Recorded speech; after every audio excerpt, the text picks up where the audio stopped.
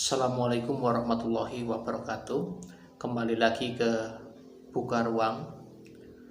Kali ini kita akan membahas satu isu yang sebetulnya bukan satu isu yang trending topik, tetapi pernah menjadi satu bahan pembicaraan yang sangat serius di kalangan intelektual di Indonesia, dan para politisi di Indonesia juga kerap sekali mengutip masalah-masalah seperti ini. Permasalahan itu sebetulnya bermula dari satu buku yang berjudul Ghost Fleet atau Armada Hantu yang ditulis oleh salah satu mantan anggota CIA yang meramalkan bahwasanya di tahun 2030 Indonesia akan mengalami pembubaran atau Indonesia bubar di tahun 2030. Nah, kemudian pembicaraan mengenai mungkinkah Indonesia bubar itu dimaknai sebagai suatu hal yang mungkin saja terjadi karena banyak sekali negara-negara di Eropa, bahkan di negara-negara yang lain itu juga mengalami pembubaran atau negaranya bisa dikatakan sebagai negara yang hanya tinggal sejarah atau ceritanya saja. Sementara sekarang negara-negara tersebut sekarang sudah tidak ada. Apakah Indonesia bisa bertahan sampai tahun 2030?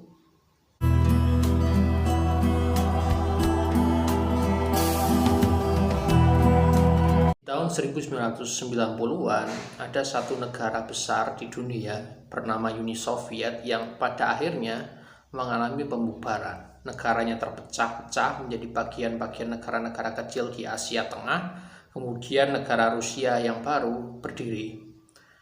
Pembubaran ini sebetulnya terjadi karena paham komunisme dianggap sudah tidak relevan lagi di dunia, dan banyak kegagalan-kegagalan di dalam sistem komunis yang membuat negara Uni Soviet terpaksa bubar karena sejumlah kebijakan di dalam negara Uni Soviet itu sendiri, yaitu dua kebijakan yang paling terkenal, yaitu Perestroika dan Glasnost, dianggap sebagai suatu bentuk program dari Barat yang menghancurkan sendi-sendi komunisme di negara Uni Soviet. Begitu pula dengan negara Yugoslavia yang merupakan negara yang sangat bersahabat dengan Indonesia, juga mengalami pembubaran dan bahkan daerah-daerahnya menjadi negara-negara yang sangat kecil.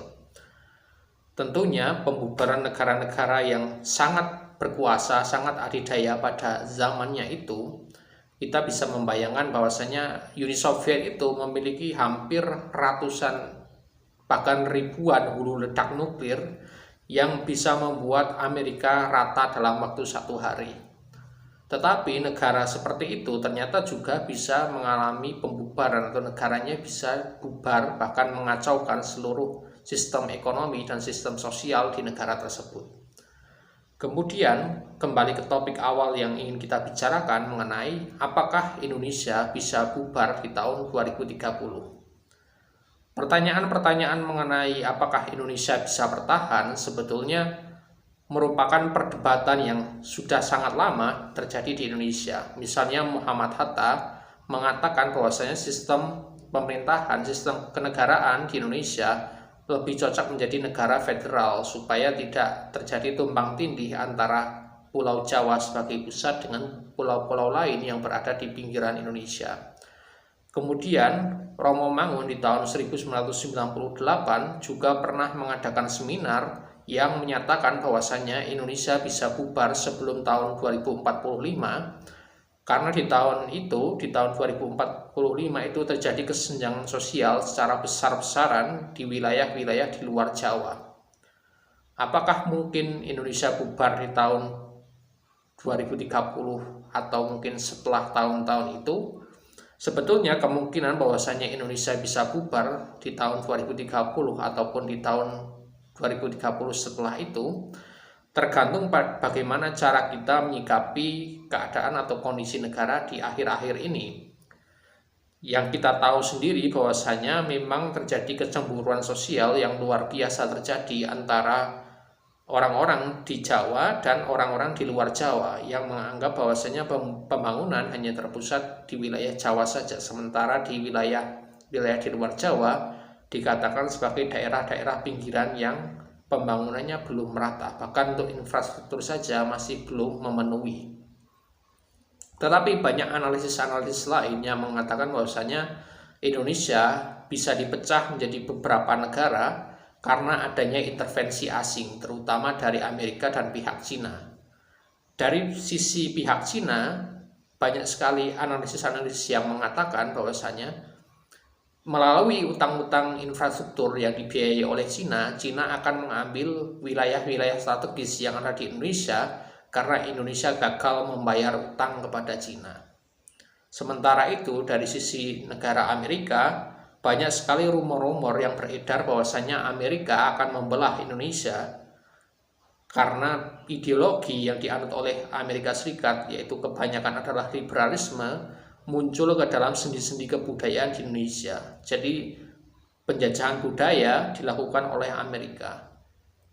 Tetapi meskipun terdapat analisis-analisis seperti itu, banyak kalangan di Indonesia masih tetap optimis bahwasanya Indonesia masih akan tetap ada dan berdiri sebagai suatu negara dan bangsa sampai tahun 2045 nanti, atau kemerdekaan yang ke-100 dari Republik Indonesia. Nah, pernyataan-pernyataan mengenai bubarnya negara Indonesia sebetulnya merupakan pertanyaan yang sifatnya bersifat dua sifat, yaitu yang sifatnya adalah faktawi dan sifatnya adalah tergantung pada perilaku orang-orang Indonesia itu sendiri. Yang pertama adalah sifat dari faktawi. Kita mengetahui bahwasannya Indonesia merupakan wilayah yang sangat luas. Kepulauannya membentang dari wilayah Aceh sampai ke Papua, dan itu merupakan bentuk tantangan tersendiri sebagai negara kepulauan yang memiliki jumlah dataran maupun lautan yang sangat luas dengan iklim sosial yang berbeda-beda, budaya yang berbeda-beda, bahasan yang berbeda-beda. Itu kemudian menjadi suatu tantangan tersendiri yang harus dihadapi oleh Indonesia. Kemudian yang kedua, secara faktawi, Indonesia merupakan negara yang seringkali berkonflik satu sama lain dikarenakan adanya ketersinggungan antara ras, suku, dan agama yang itu belum bisa diselesaikan karena masih banyak orang-orang Indonesia yang belum toleran atau menganut prinsip pluralisme di dalam pemikirannya. Yang ketiga adalah banyak sekali kesenjangan ekonomi yang terjadi di Indonesia karena kesalahan kebijakan pemerintah ataupun infrastruktur dasar yang belum terpenuhi, sehingga seseorang bisa tidak terpenuhi kebutuhan ekonominya. Itulah yang kemudian membuat sebagian besar pihak merasa bahwasannya Indonesia sebenarnya punya potensi besar untuk runtuh sebagai suatu bangsa atau negara. Kemudian secara perilaku, banyak sekali perilaku orang Indonesia, terutama dari para pejabatnya, yang justru memecah belah kesatuan dan persatuan bangsa. Yang salah satunya adalah ketidakjelasan hukum. Ketidakjelasan hukum ini bisa dimaknai sebagai orang-orang Indonesia sudah tidak percaya lagi terhadap keputusan hukum yang diambil oleh pengadilan ataupun institusi hukum yang berlaku di Indonesia.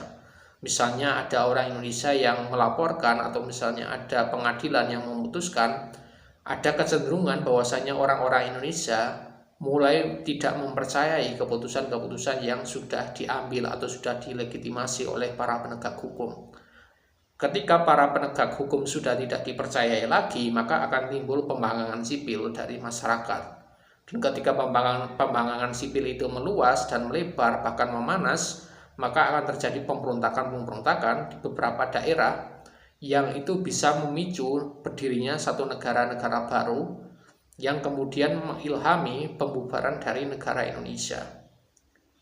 Tetapi sepanjang reformasi dan sepanjang sejarah Indonesia, banyak sekali konflik-konflik yang akhirnya diatasi karena kecerdasan dari para politisi maupun negarawan di Indonesia.